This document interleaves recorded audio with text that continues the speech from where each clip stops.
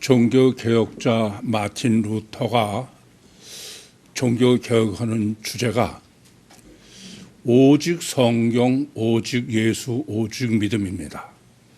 이 말은 성경에 모순되는 것은 기독교가 아니다. 주님의 교회가 아니다. 그런 말이죠.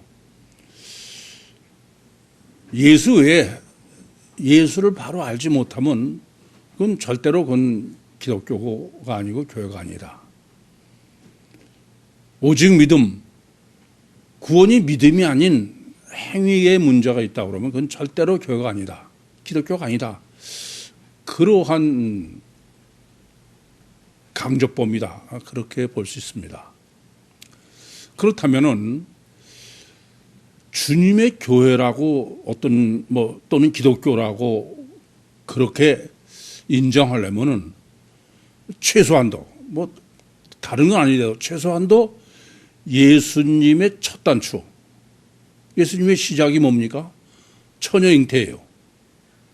또 예수님의 끝 단추가 뭐예요? 예수 부활입니다.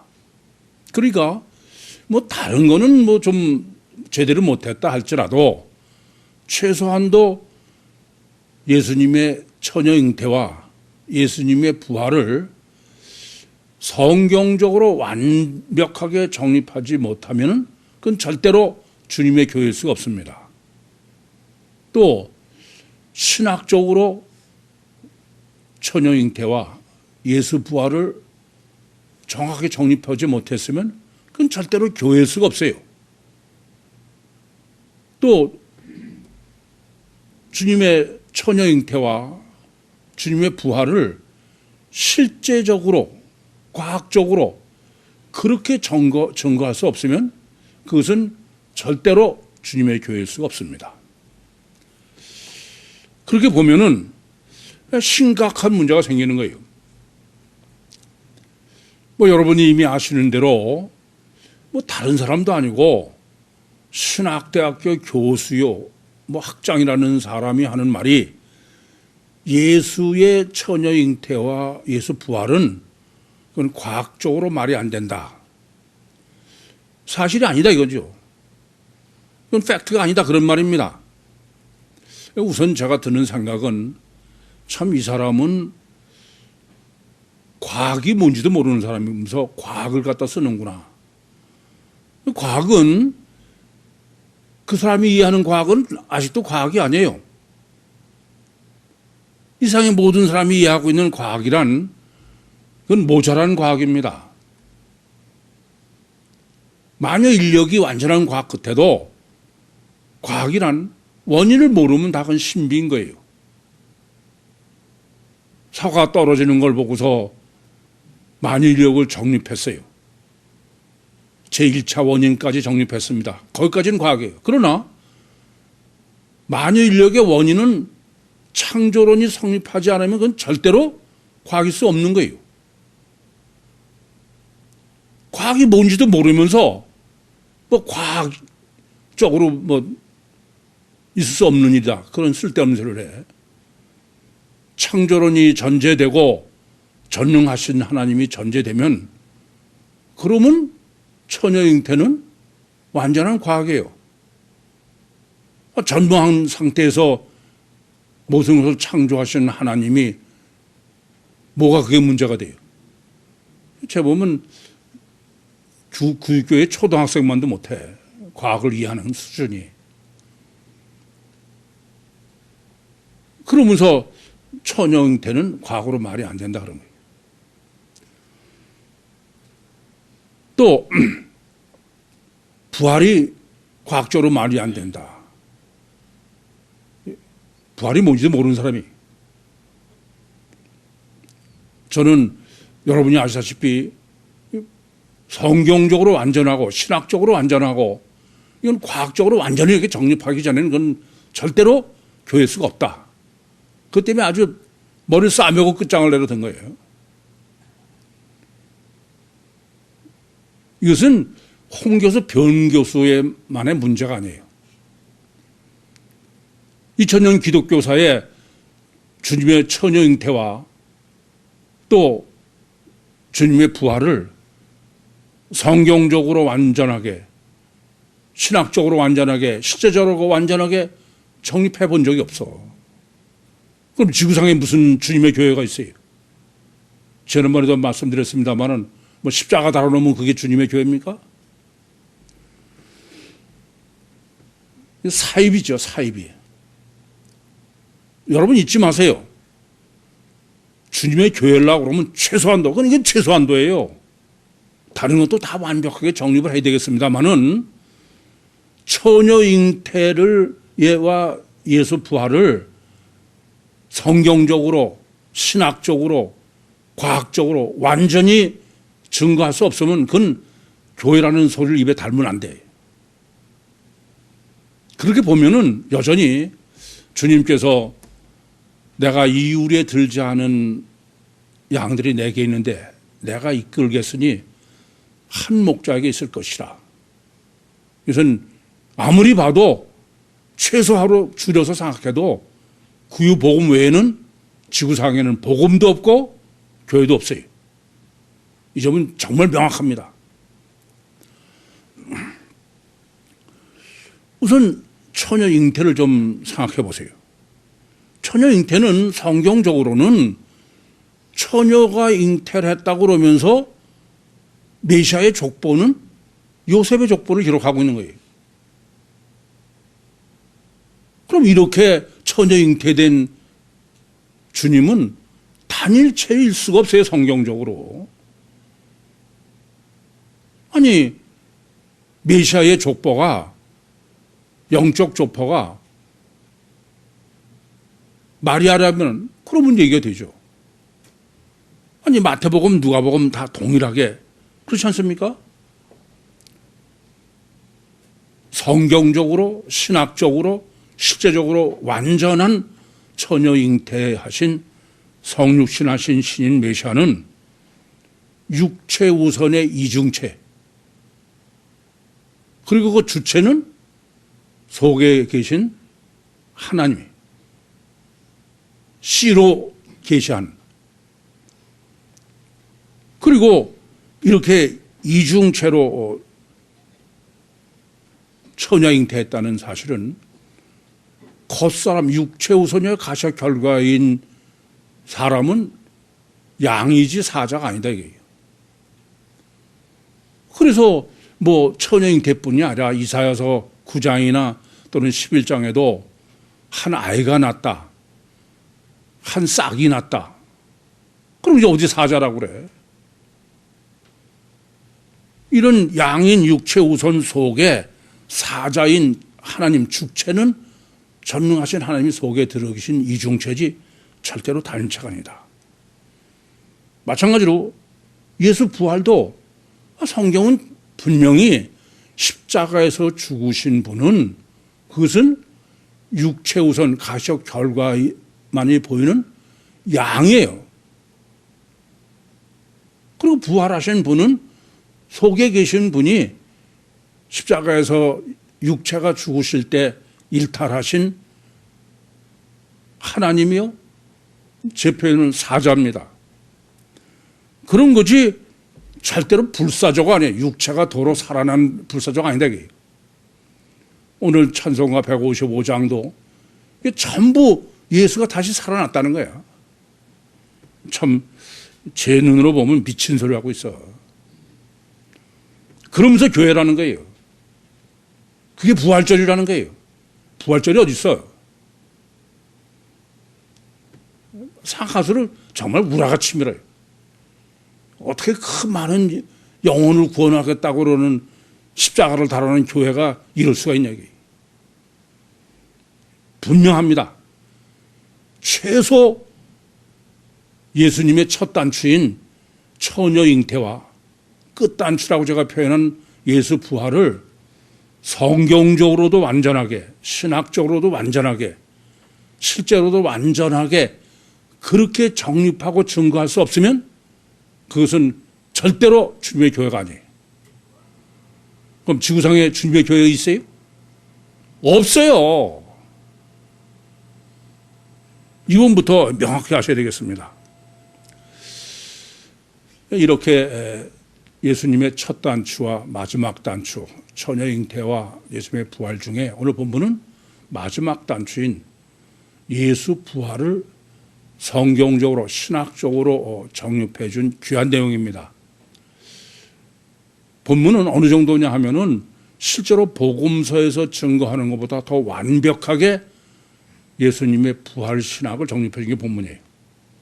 본문은 그만큼 주님의 교회로서의 절대적 요소인 예수 부활을 정립해 주신 완전한 신학의 내용이기 때문에 하나하나 뭐 다른 거 하나도 물론 소홀히 할 수 없습니다만은 정확하게 정립을 하셔야만 되겠습니다.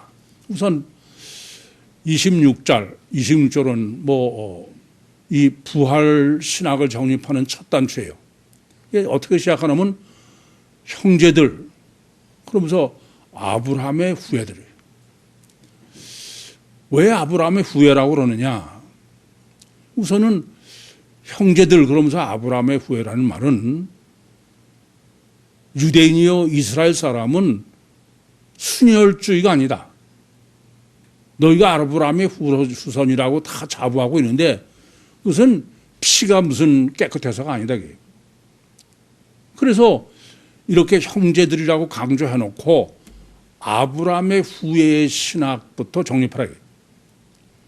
아브라함의 후예는 어떤 사람이 아브라함의 후예느냐? 아브라함은 다 아시는 대로 창세기 12장 1절 2절에 하나님께서 그의 본토 친척 아비집에서 끌어내셔가지고 황막한 땅인 사막지대인 이 가나안으로 이끌어 오셨어요.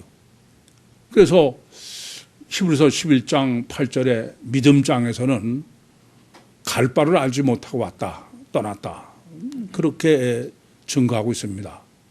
그러나 이렇게 대단히 하나님만 신뢰하고 떠났던 이 아브라함이 기근이 드니까 육신 살겠다고 애굽으로 피난 갔을 뿐 아니라 지 육신 죽일까 봐 마누라 팔아먹은 사람이 아브라함이에요. 저는 그것을 아브라함의 널뛰기다 그렇게 표현하는데 이러한 아브라함의 널뛰기를 가장 완벽하게 하나님께서 증거하시고 계시하신 게 창세기 17장 9절부터 14절에 기록되어 있는 할례의 언약입니다. 할례가 뭐가 할례입니까? 할례는 양피를 베는 거예요. 할례 신학을 이미 창세기에서 정립해 드렸습니다만은 그것은 육체 우선의 이중체를 가장 실제적으로 완벽하게 계시하도록 그렇게 설계하시고 창조한 게 사람이에요. 양피가 겉에가 보이는 게 전부인 것 같지만 그건 비워버려야 되는 거예요. 대단히 중요한 논리죠. 그런데 이 지금 형제들 아브라함의 후예 이렇게 강조하는 것은 근데 이스라엘이나 이 사람들은 다 어떠냐? 이 사람들의 자부심은 자기들은 아브라함의 후손이라는 거예요. 근데 아브라함의 후손이 뭐가 다르냐? 할례라는 거죠. 그래서 아시는 대로 사울 왕이 할례 없는 사람에게 죽는 것은 안 된다. 그래서 자살을 한 거예요. 이렇게 할례가 절대인 그러니까 첫째 아브라함의 후예라는 말은 이스라엘이요 유대인들은 할례의 백성인데 그 할례의 백성이 육적인 양피를 뱉느냐의 문제가 아니라 할례 신학의 후손이다. 그럼 할례 신학이 어떤 게 할례 신학입니까? 방금 말씀드린 대로 할례 신학은 육체 우선의 이중체다 이게요. 그 주체는 속사람이지 겉사람이 아니라 그게 할례 신학이에요. 두 번째 지금 아브라함의 후예는 어떤 사람이 아브라함의 후예냐? 믿음의 자손이에요. 유대인들은 율신을 믿는 믿음의 자손이라는 자부심이 대단한 사람입니다. 그런데 그것을 지금 본문은 하나님을 경외한다. 그렇게 번역됐어요. 늘 말씀드린 대로 경외한다고 그러면 우리가 듣기엔 굉장히 멋있어. 뭐 하나님을 경배하고 찬양하고.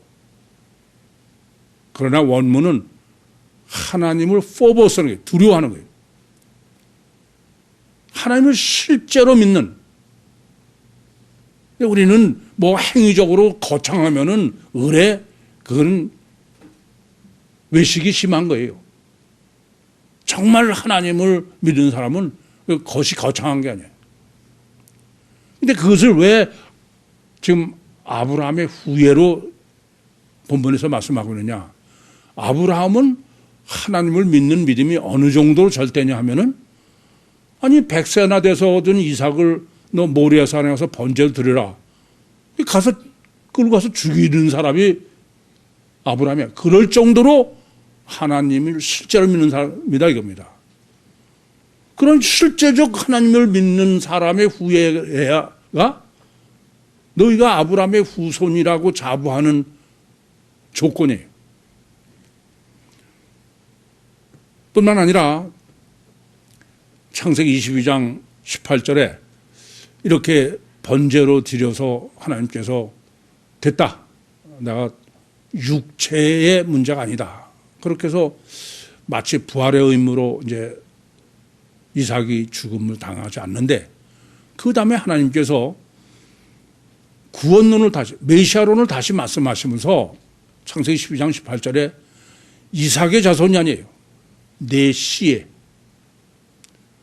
그 씨를 믿은 게 아브라함이다 겁니다. 영적 믿음이다 그런 말입니다. 창세기 5장 1절서부터 마태복음 1장 16절까지 바로 영적 씨의 계보관이로 아브라함은 육적인 하나님의 사람이 아니라 씨의 영적인 하나님의 사람이다. 세 번째는 이 구원의 말씀을 우리에게 보내주셨다는 거예요.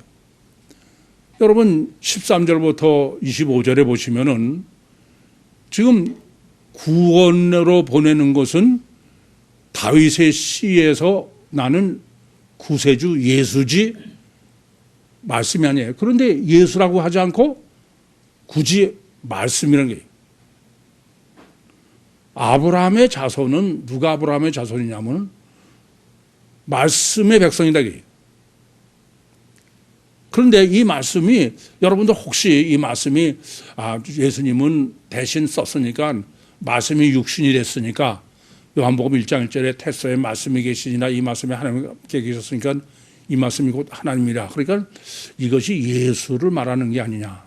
또 요한복음 1장 14절 말씀처럼 말씀이 육신이 된 것을 말씀하는 게 아니냐. 그렇지 않습니다.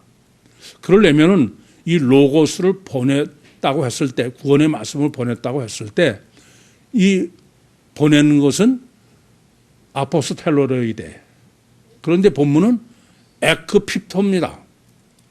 단순히 그냥 말씀이에요. 말씀이 육신된 걸 얘기하는 거예요.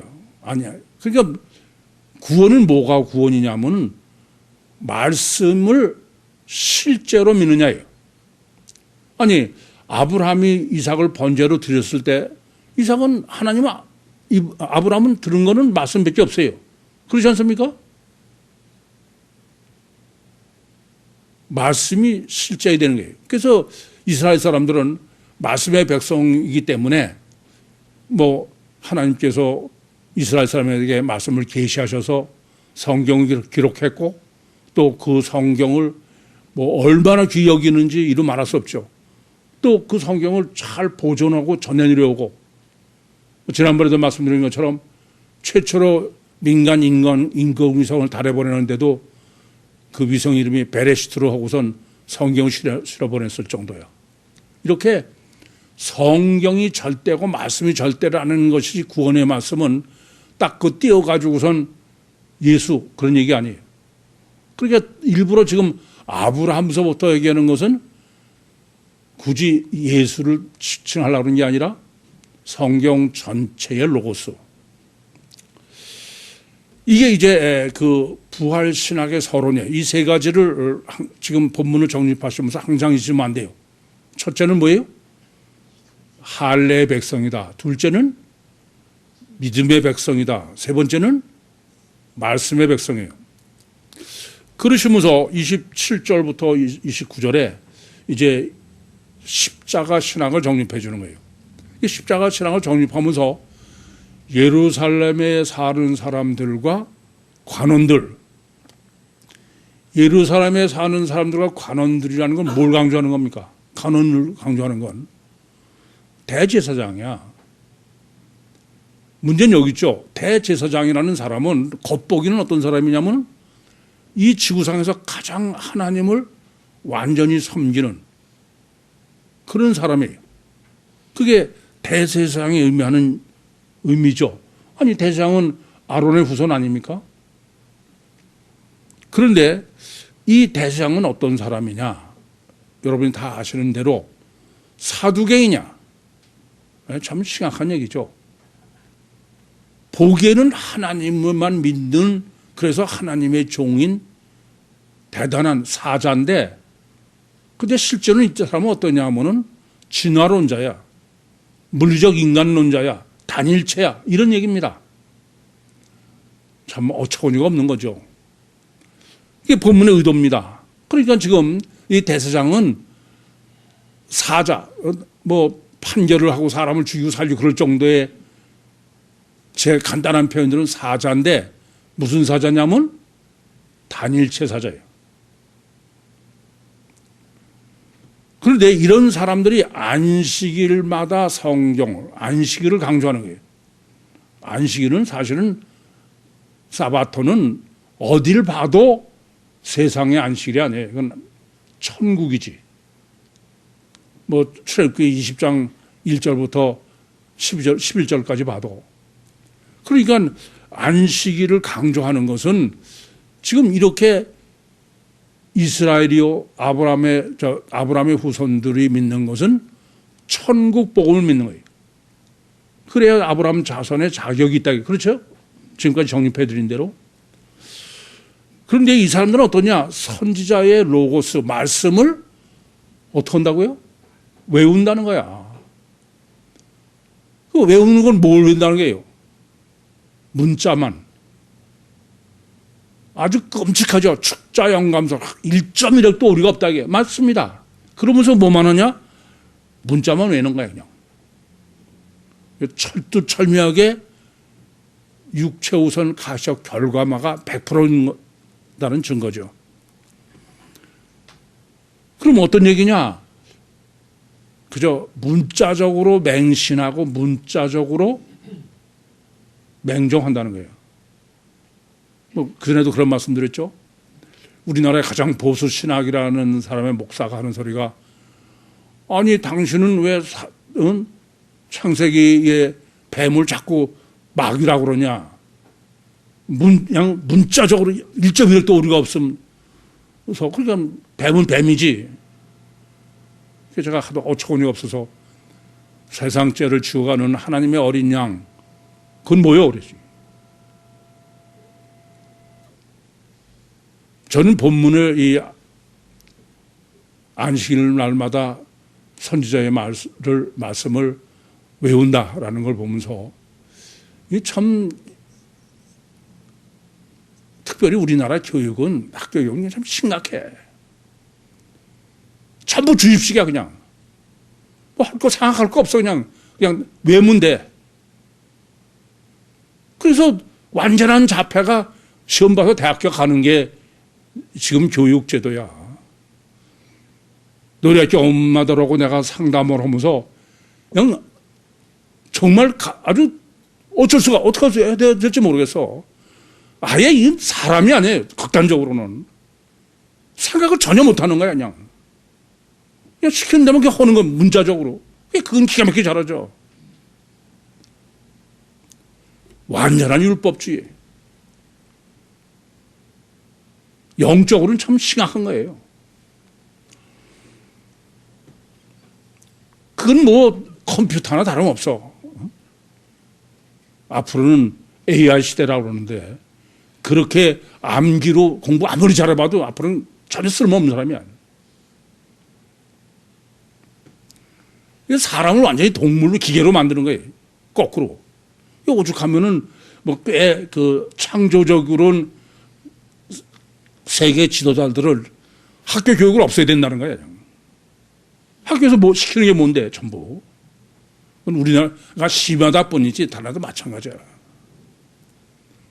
여기 김 집사가 미국에 그 시험 보러 가는 동안에 우리나라 학생이 뭐 하나는 하버드 대학을 가고 내라 그리고 하나는 컬럼비아인가 이렇게 간다고 보스턴에서 만났나 봐요. 그래서 너희들 왜 하버드 대학 가냐? 왜 컬럼비아 대학 가려고 그러냐? 그랬더니 몰라요. 왜 가? 엄마가 가래서요. 이게 참 기가 막힌 얘기야. 그러고 뭐 수재니 공부 잘하니 무슨 난리치는 게 그게. 다 세월호로 죽을 사람들이야.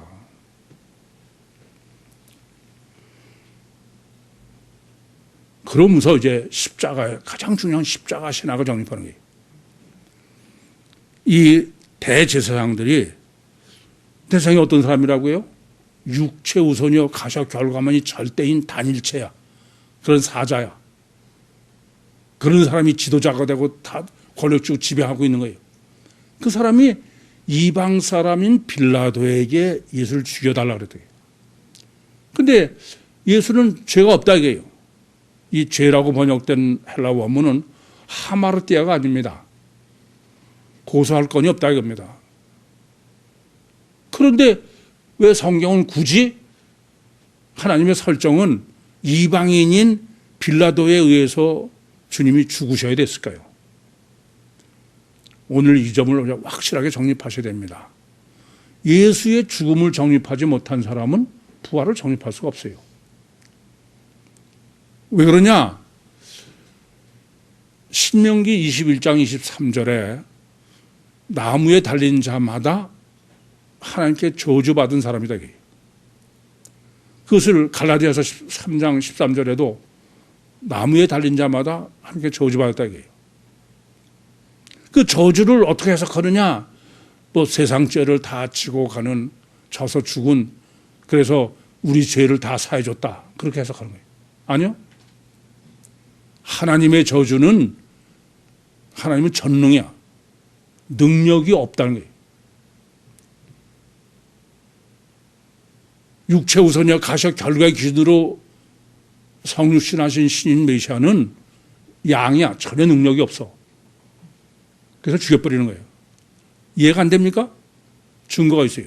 구약에 보시면은 늘 어떤 사람이 문제냐. 고와 과부를 불쌍히 안 여기는 거야. 누가? 단일체 사자들이.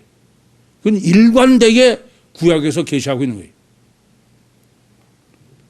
예수는 죄에서 죽인 게 아니라 구세주라고 그러면서 전혀 과부나 고아처럼 육체 우선이나 가시아 결과가 전혀 보잘 것 없어서 그래서 빌라도는 육적 강자만이 필요한 사람이야.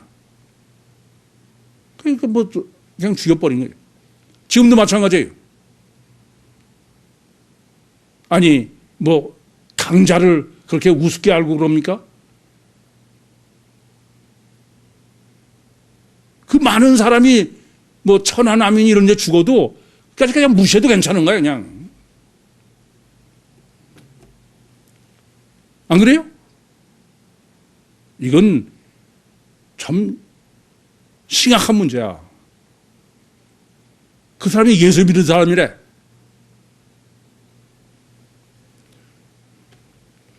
이 점을 잊지 마셔야 됩니다. 그래서 왜 그러냐? 근본으로 말씀을 알지 못해서 그래요. 이 말씀을 알지 못한다고 번역된 헬라어 원문은 메기노스코가 아니라 아기노스코예요. 아노모스 신학은 마태복음 7장 15절부터 27절에 여러분에게 정확하게 정립해졌다고 생각돼요. 아노모스는 율법을 지키지 않는 게 아니에요. 지켜요. 그런데 뭐가 아노모스냐면은 모래 위에 지은 집이 아노모스예요. 반석 위에 지은 게 너무 싸게 합니다. 성경을 문자로 겉에 보이는 거로 그렇게만 이해하는 거예요. 외우는 거예요. 그게 대제사장이고 빌라도고 지금 지구상에 존재하는 기독교라는 게 다 그 꼴이야. 그래서 신앙의 기독교 신앙의 척도를 성경을 몇 번 통독했냐? 몇 번 통독하는 게 무슨 신앙과 무슨 상관이 있어? 아니요. 여러분에게 그전에도 말씀드렸습니다만은 제가 신앙 초기에 아직 잘 정립이 안 돼가지고 갈라디아서하고 빌립보서를 암송을 했어요. 지금도 후회래. 지금도 후회래. 그건 절대 안 되는 거예요. 근데 성경 몇 번 읽었으면 그게 신앙하고 전혀 상관이 없어. 안 돼. 그럴수록 안 돼요. 유대인의 소펜이라는 아시죠? 소펜이라는 천재는 유대인들이 성경을 완전하게 보존하느라고 구약 성경을 완벽하게 암기하는 사람이야. 그래서 성경을 알아요. 그리고 성경을 몇 번 필사했느냐? 그게 무슨 소용이 있어? 하여튼 제가 평신도 때 그 목사는 껐다하면 자기 사위가 필사를 몇 번 하고 지금 자기한테 필사한 거 줬다. 그게 신앙의 척도인 것처럼 하고 있으니까 성경을 알 리가 없죠. 여러분 이 점을 아셔야 돼. 예수를 죽인 것은 능력이 없어 그래. 무슨 능력이? 육적 능력이.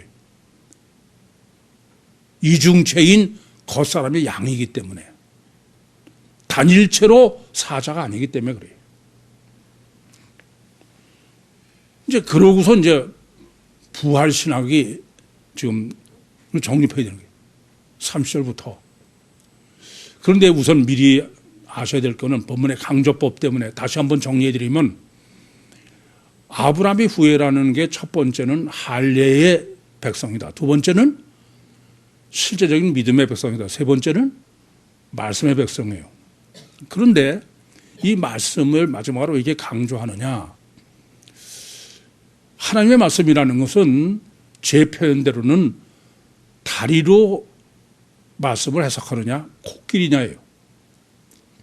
이게 지금 안식일마다 선지자의 말씀을 외운다. 그 말은 코끼리 중에 코끼리죠. 그냥 아예 한자. 이해되시죠? 무슨 말씀인지? 이렇게 완전히 문자적으로 코끼리로 그것만 놓고 해석하면 어떻게 되느냐? 그러면 예수님은 육체 부활이 돼. 그래서 그거 먼저 지피지기면 필승이라고 그랬으니까 그 먼저 육체 부활 신학부터 정립하셔야 되겠습니다. 우선 예수님의 그 죽음과 부활을 그것만 놓고 보면은 여러분이 다 아시는 대로 예수님은 십자가에서 금요일 날 돌아가셨어요. 그래서 완전히 죽은 거로 요한복음에는 아주 확인 사살까지 했어. 그래서 금요일 날 예수님을 십자가에서 내려서 오늘 나무에서 내려다가 무덤에 뒀다 그렇게 되지 않습니까? 우선 무덤에 장사 지냈다고 그러지 않고 뒀다고 그래. 어쨌든 이것은 아리마대 요셉이 예수님을 장사 지냈는데 그래서 유대인의 장사법대로 향유를 붓고 세마포로 싸서 그렇게 해서 무덤에 뒀는데 무슨 무덤이요? 돌무덤이야. 흙무덤이 아니고 이것도 이왕제 정립할 때 바로 아셔야 돼. 흙무덤으로 했다 하면은 어거지지만 이런 가능성이 있어. 무덤 앞에서 파수꾼들이 지켰는데 뒤쪽에서 땅을 파고선 시체를 빼갔다. 그게 전혀 통하지 않는 게 뭐예요? 돌무덤이야. 완전 장사다 이게. 그러고선 큰 돌을 갖다가 무덤을 막아버렸어요. 그리고 거기다가 인봉까지 썼어. 그리고 3일 동안 무덤 앞에서 파수꾼이 지켰다 이겁니다. 뭐 완전 장사를 지낸 거예요. 그런데 이제 제3일 주일 일요일이죠. 새벽 미명에 막달라 마리아가 무덤에 갔더니 무덤은 이미 열려 있어요. 그리고 무덤 속에는 아무도 없는 빈 무덤이에요.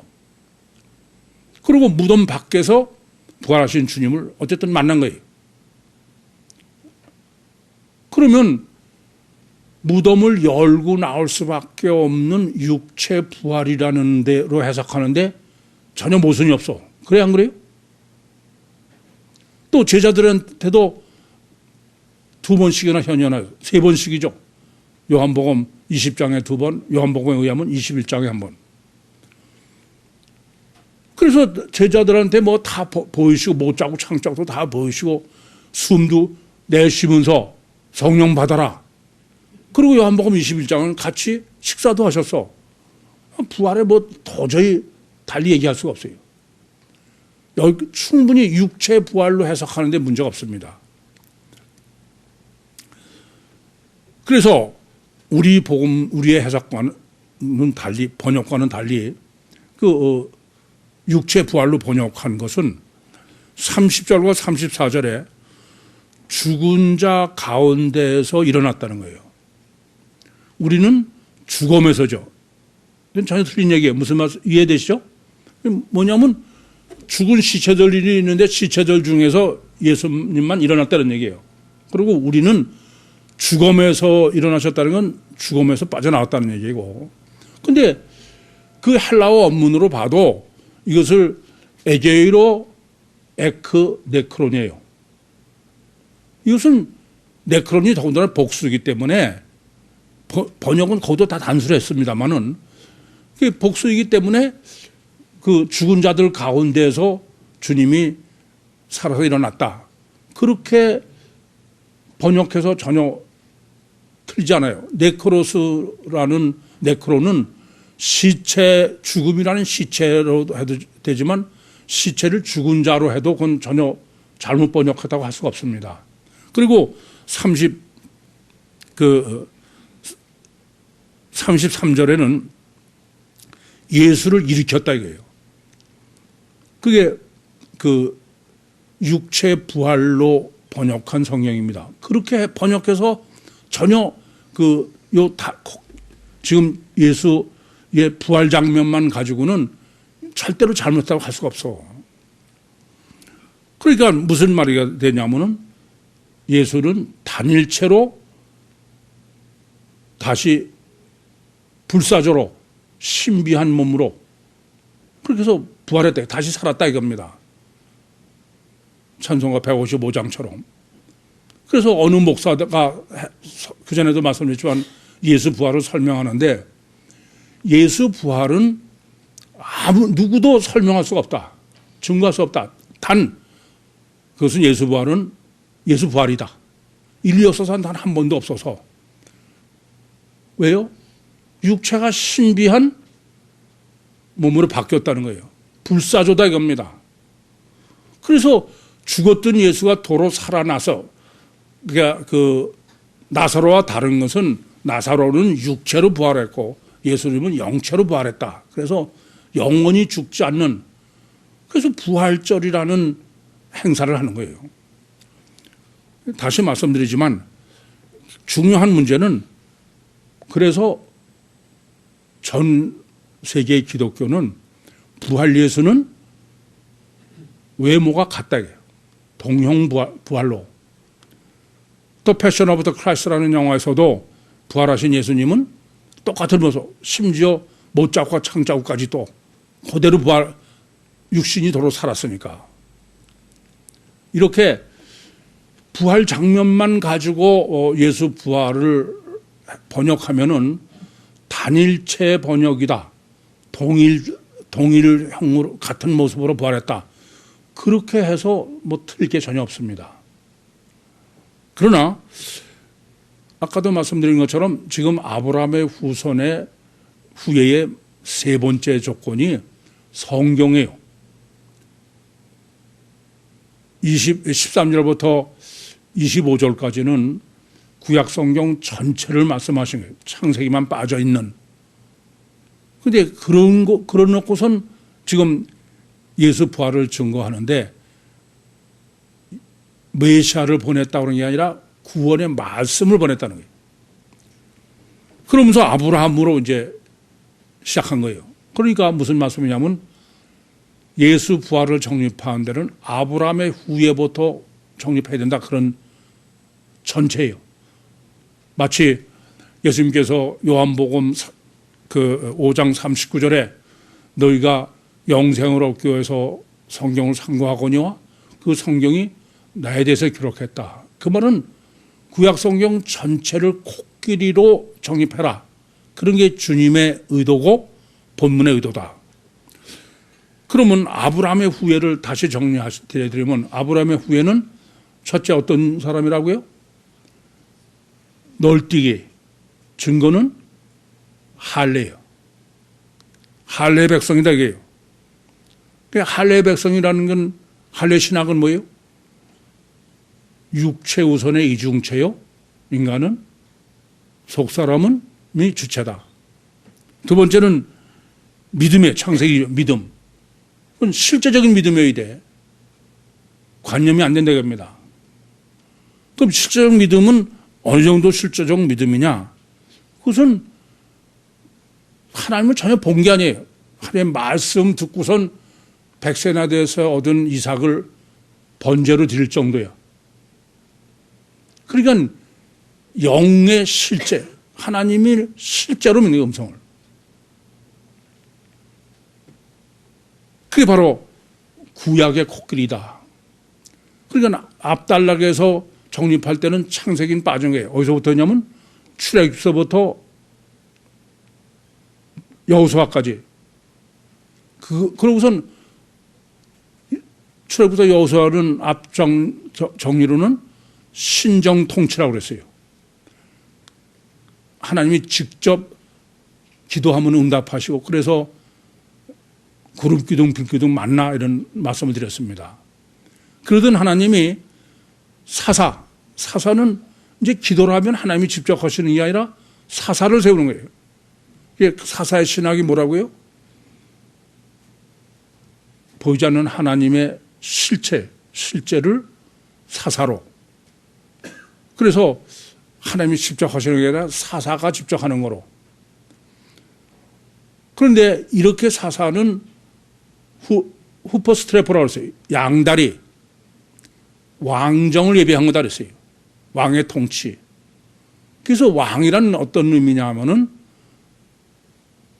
유구소녀 가셔 결과는 왕이고 속에는 사사, 사무엘, 기름, 성령이 들어있는 거다.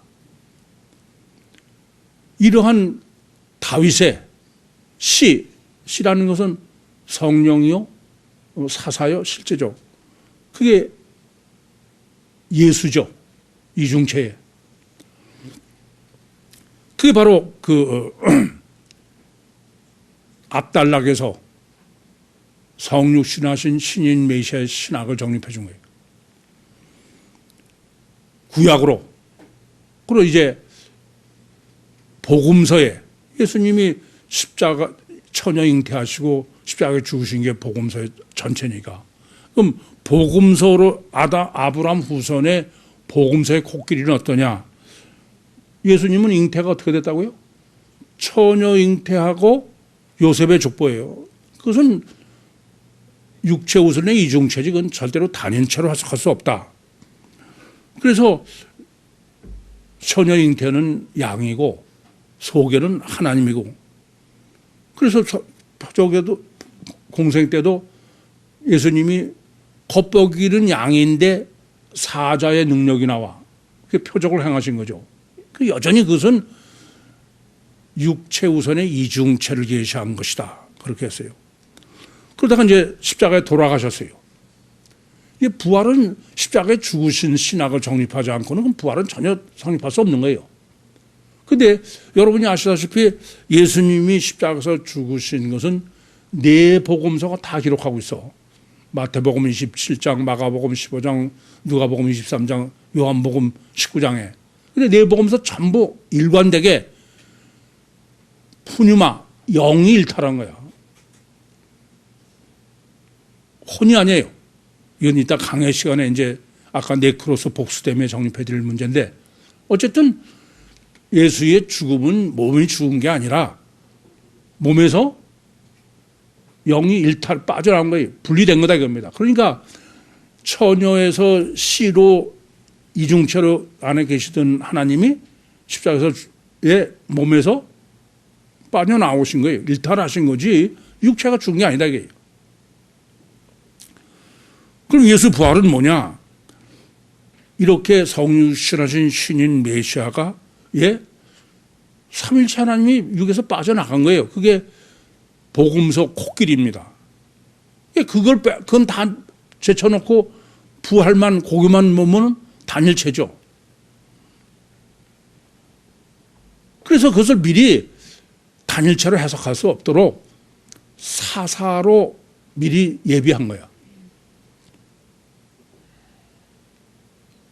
그래서 지난주에 정립해 드린 겁니다. 그러니까 사사 이전에는 하나님이 직접 통치하시다가 하나님은 이제 안 하시고 사사로 했다가 왕정은 이 사사와 왕이 결합된 거다. 이중체로 해놓고 그러고선 그 다윗이 그 씨로 예수가요. 그냥 복음서만 보고도 이중체로 완전히 정립할 수 있어야 돼. 그것도 안 될까 봐 완전히 구약서부터 십자가까지 완벽하게 한 거예요. 이중체죠. 그래서 부활한 예수님은 전혀 육체에서 한 형태가 다른 거예요. 영의 실체를 계시한 거지. 그래서 지난번에 사사도 사사 때마다 전부 다르죠. 그건 영의 실체는 현현할 적마다 전혀 다르지 고정되어 있는 육체가 도로 살아나는 게 아니다 이거예요. 더 말할 거 없습니다. 마가복음 16장 12절에는 전혀 다른 모습, 아니 직접 기록해 다른 모습으로 나타났다. 뭐 엠마오로 가던 두 제자도 누군지 전혀 모르고 막달라 마리아도 뭐 동산지기로 알고, 아니 요한계시록 1장 12절부터 20절에는 죽은 적이 있다게, 그러니까 부활하셨다는 게 틀림없이. 근데 어때요? 뭐 눈이 불 같고 무슨 어마어마하지. 그게 공생의 양입니까? 여러분 잊지 마세요. 성경은 전체의 모순 없도록 코끼리로 해석할 수 없으면 그건 절대 해석하면 안 돼. 그거는 여러분 제가 코이로 할 때도 한 단락을 먼저 코끼리 해야 돼. 그건 빼놓고선 무슨 문자로 그러면 안 보여. 그건 본문이 지금 강조하고 있는 거예요. 안식일마다 선지자의 말씀을 암송한다 이게요. 다리 중에서 이제 가장 완벽한 다리. 그러니 성경이 볼 리가 없죠. 그래서 이제 예수 부활의 핵심을 알아야 돼. 그냥 예수 부활했다. 우선 예수 부활로 우리가 확실하게 정립해야 되는 거는, 문제는 단일체냐 이중체냐. 먼저 그게 아브라함 후에서부터 정립해온 예수 부활의 서론이에요. 두 번째는 부활은 같은 모습으로 부활했느냐 다른 모습으로 부활했느냐. 그냥 그러면 어때? 그건 성경 같은 모습이나 다른 모습이 뭐 이렇게 중요하냐. 이런 사람은 전혀 성경을, 하나님 말씀을 믿는 사람이 아닙니다. 영이 실체냐의 문제지 불사조, 육체가 다시 영원히 죽지 않는 불사조로 변했다는 얘기가 아니야. 그러니 부활절 미친 짓 하면 안 돼. 그건 미친 짓이에요. 그래서 성경은 이 점을 여러분은 다 예수 부활을 제가 파동과 입자설로 정립해 드렸어요. 파동이면서 동시에 입자다. 처녀잉태도 맞아요. 파동이면서 동시에 입장이야. 입자가 뭐예요? 처녀잉태고 파동이 시죠. 요셉 족보. 부활체도 뭐 이미 다 정립해드렸어. 영이면서 동시에 실제다. 그걸 위해서 하나님은 아예 빛을 그렇게 설계하셨어. 그러니까 이렇게 이중체인 파동 입자설을 모르면 사실은 이 세상에 아무것도 바로 이해할 수 있는 게 없습니다. 기독교는 부활의 종교, 예수 부활 안 했으면은 어쨌든 기독교는 존재하잖아. 그래서 부활 예수 신학을 올바로 정립하는 문제는 이게 올바로 정립하지 못하면 아까도 서론에서 말씀드렸지만 그건 절대로 기독교가 이제 절대로 그건 교회가 아니야. 부활을 예수 처녀잉태야 부활을 잘못하고선 그건 아무리 봐도 지구상에는 주님의 교회는 하나도 없어요. 그래서 이제 예수 부활 신학을 여기까지 정립했으면은 33절에 시편 2편에 오늘날 내가 너를 낳았다. 내 아들이다. 이렇게 하나님의 아들이 누가 하나님의 아들이냐면은 부활 예수가 하나님의 아들이다. 이 말은 무슨 말이에요?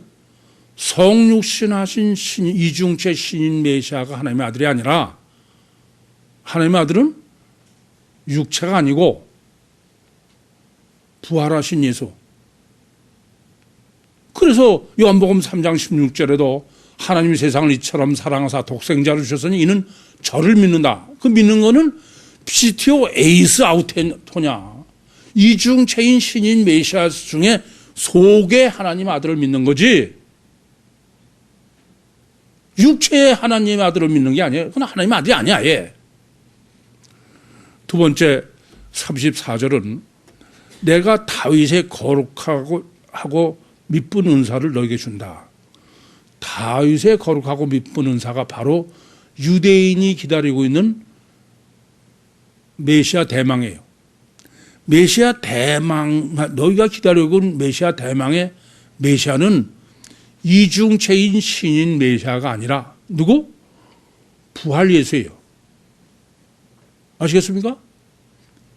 부활 예수지 이중체인 신인 메시아가 아니다 그 말이에요.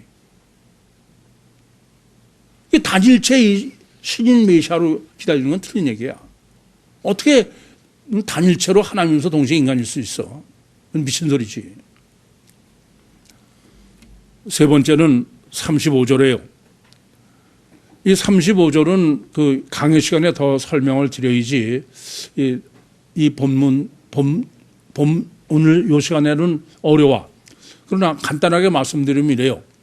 그 35절에 썩지 않는 거룩한 것을 준다는 것은 이것은 하나님이 준다는 게 아니야. 부활하신 주님이 자기의 거룩한 것을 너에게 준다는 거예요. 무슨 말이냐면은 요한복음 14장 16절입니다. 내가 아버지께 구하더니 그가 또 다른 보혜사를 너에게 주사. 그게 바로 뭐냐면은 로마서 8장 9절 10절이에요. 너희가 만일 너희 안에 하나님의 영이 거하면 너희가 육신에 있지 않고 영에 있나니 누구든지 그리스도의 영이 없으면 그리스도의 사람이 아니라. 보혜사죠. 또 그리스도께서 너 안에 계시면. 그러니까 부활하신 주님의 영이다. 그 거룩한 영을 주시는 거예요. 보혜사론을 정립하지 않으면 안 된다 그러면. 여러분 이 점을 잊지 마셔야 됩니다. 하나님은 늘 유대인에게 신인 메시아에 의한 구원, 메시아 대망을 늘 약속하셨어요. 그런데 이렇게 메시아 하나님 완전한 하면서 완전한 인간은 그것은 처녀 잉태한 육체는 육체 우선의 이중체로 육체는 보잘것없는 양이고 그리고 진짜 메시아는 속에 있는 하나님은 사자다. 이중체지 단일체가 아니다. 그래서 겉에 보이는 것은 보잘것없는 양이고 안 보이는 안에 계신 분은 전능하신 하나님이에요.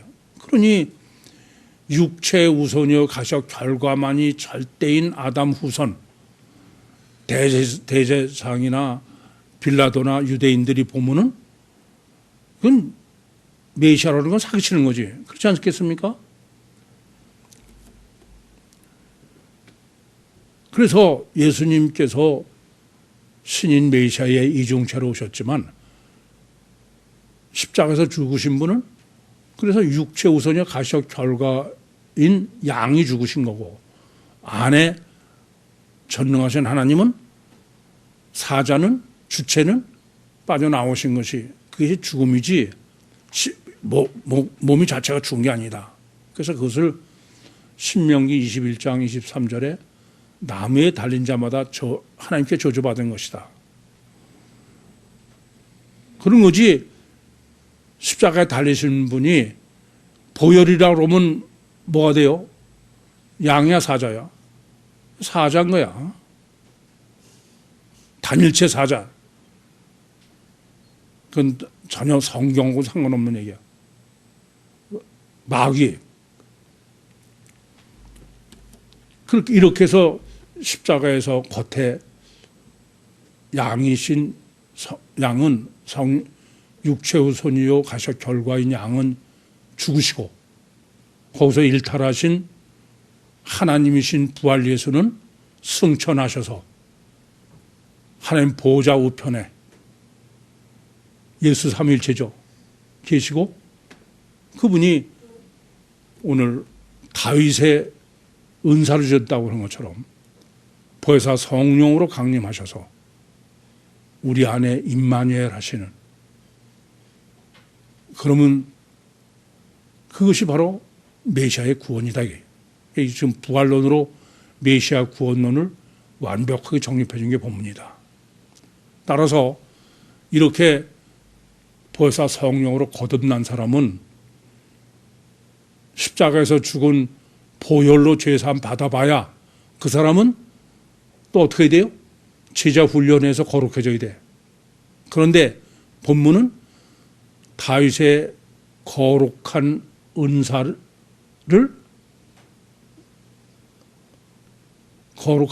준다 이게 디도입니다. 그 말은 뭐예요? 내가 다윗처럼 거룩한 메시아가 된다는 얘기예요. 예수 믿으면은 그게 다예요.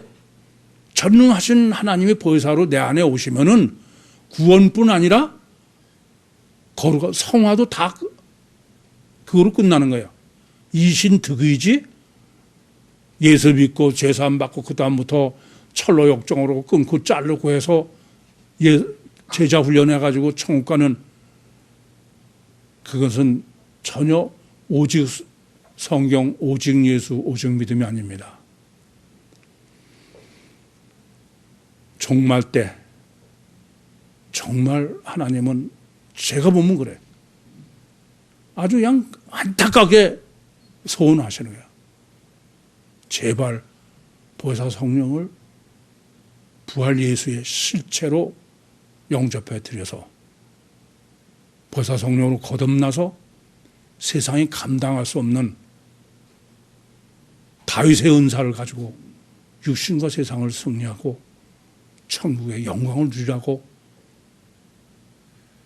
안달을 하시는 거야.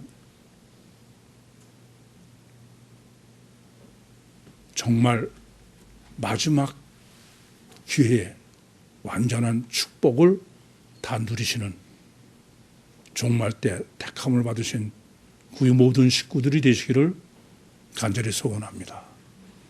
기도하시겠습니다. 살아계신 아버지 하나님, 은혜와 사랑을 감사합니다. 여기까지 말씀하시고 여기까지 인도하시고 여기까지 역사하신 주님, 믿습니다. 한 사람도 나고자가 없이 주님 오실 때 공중에서 주님을 영접할 사람으로 택하시고 역사하심을 감사드립니다. 예수님의 이름으로 기도하옵나이다. 아멘.